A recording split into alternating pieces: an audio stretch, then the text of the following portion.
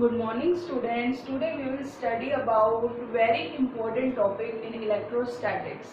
इस टॉपिक से related 1 mark का क्वेश्चन भी आ सकता है, 2 मार्क्स का भी, 3 मार्क्स का भी और 5 मार्क्स का भी। बहुत ही इम्पोर्टेंट टॉपिक है। तो ये टॉपिक के बारे में क्या पढ़ना है हमें, पहले उसकी स्टेटमेंट से हम समझते हैं।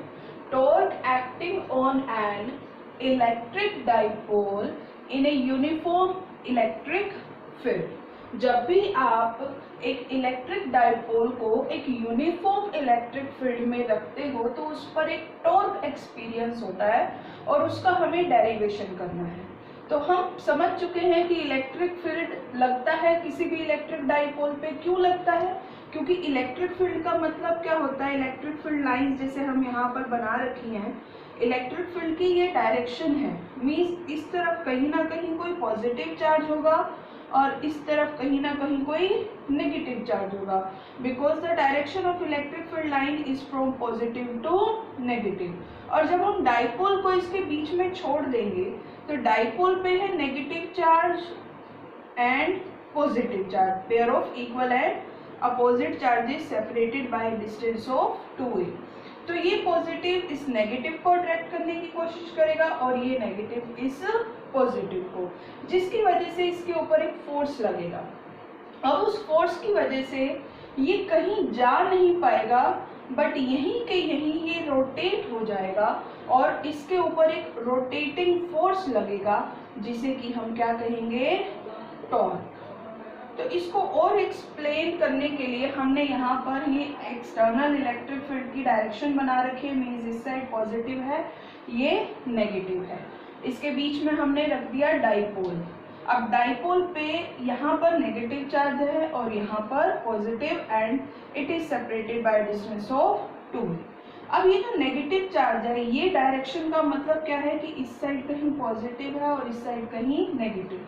तो इस पे फोर्स लगेगा एक डायरेक्शन में, मैं यहाँ राइट कर देती हूँ, ये नेगेटिव चार्ज है और इस डायरेक्शन पे इस पे एक फोर्स लगेगा और वो फोर्स जो होगा वो किसके इक्वल होगा, -QE। हम इलेक्ट्रिक फील्ड का फॉर्मूला समझ चुके हैं। क्या होता है इलेक्ट्रिक फील्ड का formula, force per unit charge. तो फोर्स का फॉर्मूला क्या होना चाहिए, चार्ज इनटू इलेक्ट्रिक फील्ड। यहाँ पर चार्ज कितना है, -Q, और इलेक्ट्रिक फील्ड क्या है इस केस पे, यूनिफॉर्म है।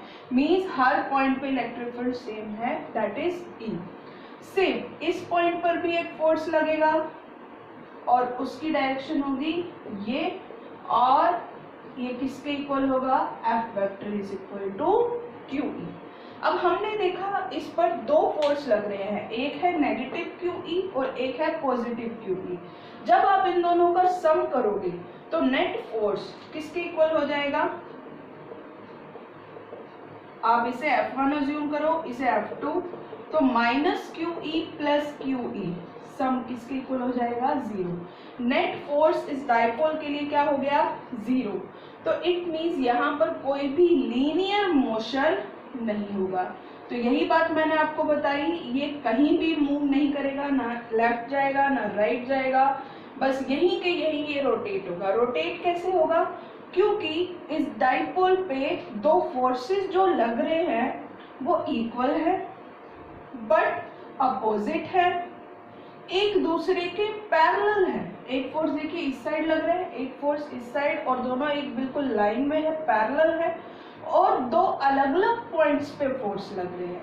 जैसे ये आपका एक डाइपोल है, means -Q charge plus Q charge, और इसके एक पॉइंट पे एक फोर्स लगाया, देखिए मैंने इसे नीचे की तरफ फोर्स लगाया।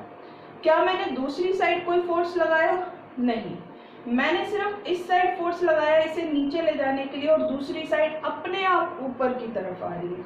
तो जब भी इस तरीके के equal but opposite parallel forces या बिल्कुल दो पॉइंट पे अपोजिट एंड पे जो फोर्स लगते हैं, उनकी वजह से वो रोटेट करना स्टार्ट कर देता है। इस तरीके से डाइपोल रोटेट करना स्टार्ट हो जाएगा, यानी यहाँ पर एक क्या आ जाएगा, टॉर्क आ जाएगा। अभी डायग्राम हाफ ही हुआ है, अभी आपको इतना समझ में आ गया। पहले हम ये रीड कर लेते हैं जो यहाँ लिखा हुआ है, let us consider an electric dipole consisting of 2 equal and opposite charges plus q minus q separated by a distance of 2a. Let the dipole be held in a uniform external electric field E vector at an angle theta. ये हमारे dipole movement की direction है, p vector negative से positive की तरफ, और ये electric field की डायरेक्शन है फ्रॉम पॉजिटिव टू नेगेटिव, और ये दोनों एक एंगल पर है, कितने एंगल पर, theta. Force acting on charge plus Q is, अगर हम डायरेक्शन की बात ना करें तो फोर्स कितना होगा, क्यू ई प्लस क्यू पे, और चार्ज माइनस क्यू पे minus Q E. Hence net force is equal to minus QE plus QE is equal to 0. That means there will be no linear motion. However, the forces are equal, opposite, parallel and acting at different points. They form a couple which rotates dipole in clockwise direction. तो हमने देखा ये दोनों forces equal है, opposite है, parallel है और different different points पे लग रहे हैं एक ही डाइपोल के. तो इनकी वजह से कपल आ जाएगा, यानी टॉर्क आ जाएगा, जिसकी वजह से ये क्या करेंगे, रोटेट. तो कपल को ही हम टॉर्क बोलते हैं, रोटेटिंग फोर्स भी बोलते हैं, दो नाम है, और मूवमेंट ऑफ फोर्स भी बोलते हैं, इसके 4 नाम है टोटल. तो ये जिस वजह से रोटेट करना स्टार्ट कर देगा. Hence PR is perpendicular to E. अब हम यहाँ पर फॉर्मूला फाइंड आउट करने के लिए, क्योंकि हम समझ चुके हैं थ्योरी से और डायग्राम से कि यहाँ टॉर्क लगने वाला है, और टॉर्क का फॉर्मूला क्या होता है, परपेंडिकुलर डिस्टेंस इनटू फोर्स. तो हमें एक परपेंडिकुलर डिस्टेंस लेना है, तो उसके लिए हम यहाँ पर एक परपेंडिकुलर ड्रॉ कर रहे हैं इस पॉइंट से. इसको कोई भी नाम दे दो, हमने इसे नाम दे दिया R. तो ये हमारा बी आर एक क्या हो गया, परपेंडिकुलर. पी आर की जगह क्या राइट कर लेते हैं यहाँ पर, बी आर.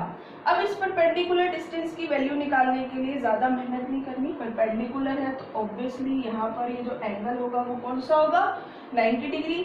ये 90 डिग्री है, ये थीटा है, और हमें चाहिए बी आर की वैल्यू, परपेंडिकुलर डिस्टेंस की वैल्यू. तो आपको पता है जब भी इस तरीके के कोई एंगल वाले कंपोनेंट आते हैं तो हम ट्रिग्नोमेट्रिक फंक्शंस का यूज करते हैं. ट्रिग्नोमेट्रिक फंक्शंस में हमें ये परपेंडिकुलर की वैल्यू चाहिए, तो हम कौन से ट्रिग्नोमेट्रिक फंक्शन का यूज करेंगे, sine theta, because sine theta किसके इक्वल होता है, परपेंडिकुलर अपॉन हाइपोटेन्यूज. परपेंडिकुलर किसके इक्वल हो गया, बी आर. हाइपोटेन्यूज किसके इक्वल है, ए बी. बी आर तो हमें चाहिए, तो बी आर किसके इक्वल हो जाएगा, ए बी को साइन थीटा, और ए बी की वैल्यू क्या है बच्चों, 2a. दोनों पॉइंट चार्जेस के बीच का डिस्टेंस कितना है, 2a. तो यहाँ बी आर की वैल्यू हमने क्या पुट कर दी, 2a sine theta into F as it is. बाद में f की जगह हमने क्या पुट कर दिया, QE, क्योंकि किसी भी एक पॉइंट चार्ज पे कितना फोर्स लगेगा, QE. अगर हम डायरेक्शन की बात ना करें तो Q इंटू 2a किसके इक्वल हो जाएगा, P into E sine theta. और आपको पता है जब भी साइन थीटा हटाते हैं तो वहाँ कौन सा वेक्टर प्रोडक्ट आता है, क्रॉस प्रोडक्ट. तो टाउ यानी torque is equal to P vector cross E vector.